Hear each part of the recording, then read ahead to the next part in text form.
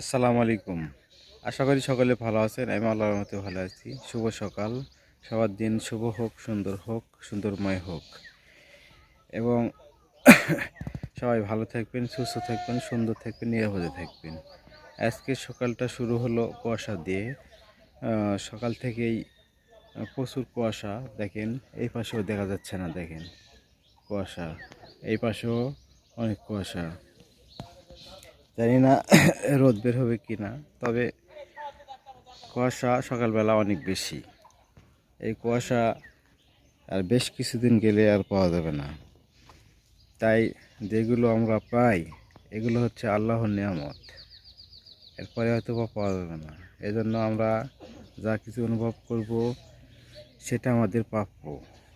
হয়তো বা আমরা মনে করবো যে শালা এরা কীভাবে হলো বা কী জন্য এরকম হচ্ছে আমার সাথে।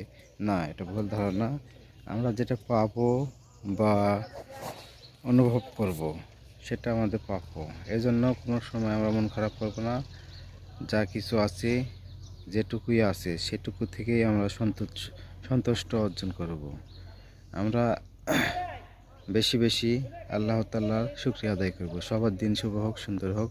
আসসালামু আলাইকুম রহমতুল্লাহ।